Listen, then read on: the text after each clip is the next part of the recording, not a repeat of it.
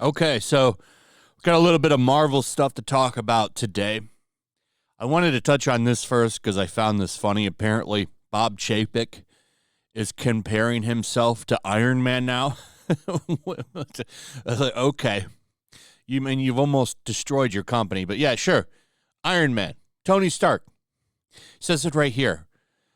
He says, just like Iron Man draws his energy from that arc reactor, I get a thump from my drive to prove myself every day. It's a lifetime power supply that pushes me through doubts, difficulties, and around those who underestimate kids from the region. You're not Iron Man. You're not Iron Man, bro. If anybody is Iron Man, it would be Elon Musk, who's appropriately compared to Iron Man. Bob Chapek, I would say he's more of like an Agent Carter, something like that. Maybe a Captain Carter, something like that. Maybe that Duck, Howard the Duck. That might be a little bit more appropriate. Iron Man, no, sorry, buddy. Now, what I want to really talk about is Doctor Strange and the Multiverse of Madness, which made a shitload of money. $450 million globally. And from what I understand is there's no China in this. I don't think it released in China, which is another good thing because here's the deal. Movies making money without China is great to me because that means maybe their influence on Hollywood will start to go down. So that's nice to see. I personally had some problems with this movie. I didn't really care for it, but if you liked it, I mean, that's fine. I have a lot of issues with the movie. Personally, I think Spider-Man No Way Home was a much better movie, but that's my opinion. Maybe you disagree with it. Maybe you agree with it. That's okay. We can agree to disagree. But it blasted past projections. Disney Marvel's Doctor Strange and the Multiverse of Madness had a spell-binding weekend at the global international box office in 49 material offshore markets. The Benedict Cumberbatch, Elizabeth Olsen star conjured $265 million for an estimated $450 million worldwide debut, including domestic. The $450 million score is the second biggest global start for a Hollywood movie during the pandemic era, and the fourth ever for the MCU behind Avengers Endgame, Avengers Infinity War, and Spider-Man No Way Home. That's pretty big. Pretty big. I like all of those films much better, but the people have spoken and they seem to like it, so I'm not going to bag on it too hard. I already did that during last weekend's Flashcast. Check that out if you are interested. So it did well. Here's what I find interesting about this, and I wanted to touch on. Apparently, it beat The Batman for first weekend, and I think it's likely it will easily top The Batman's total, which I think is around $800 million. I think this movie will likely defeat it and get, honestly, kind of close to where No Way Home is if it has legs. That's kind of the big picture. But to me, this is bad news for DC Comics, their DCEU, which is it's a fucking mess. It's a huge mess. Like, they have no idea what they're doing with their DCEU. They want to have this weird mainline universe where the Trinity is all female with Batgirl, Supergirl, and Wonder Woman. And it's like, maybe that's not what's going to make you money.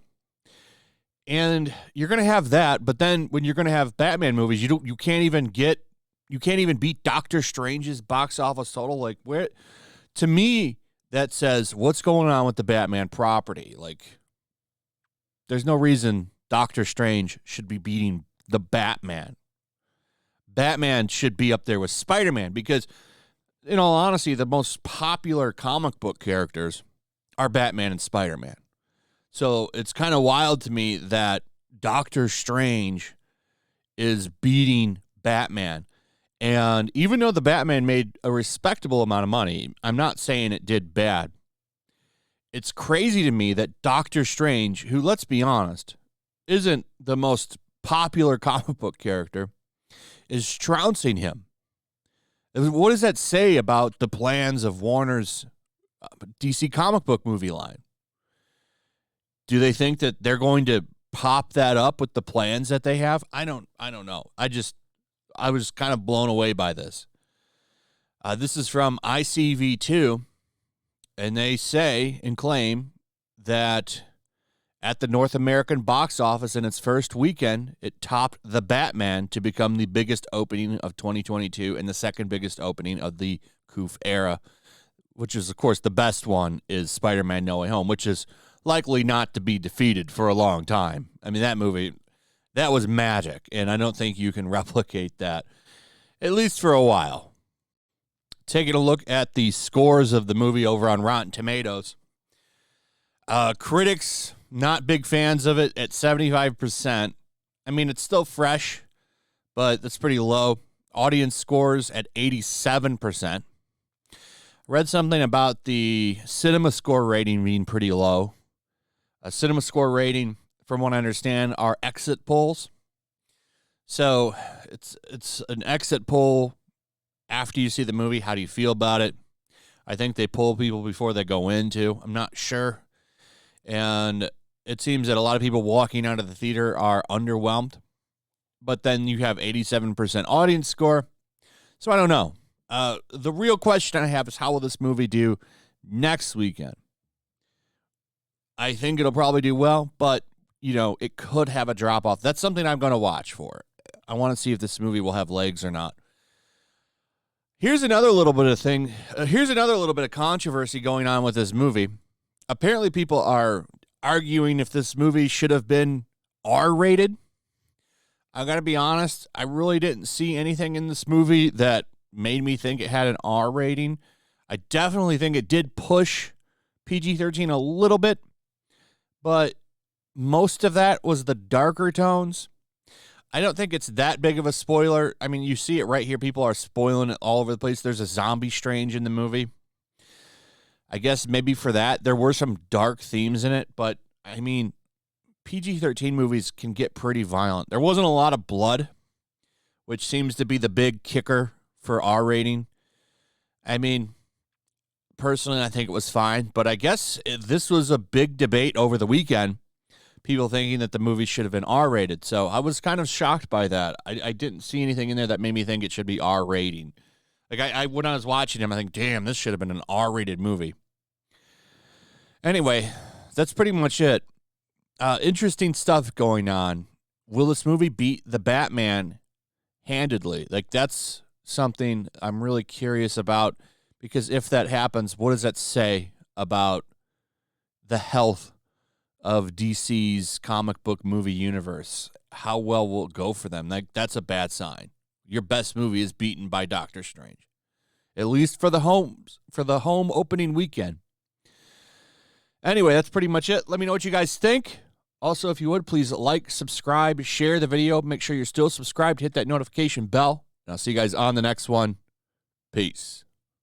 Also, if you want to help support the channel, check out my Teespring store. There's a link in the description. You can find some merchandise in there that you might want to check out. Also, make sure to follow me over on Twitch. I do watch parties, play video games over there. They're always fun. Follow me over there and come hang out.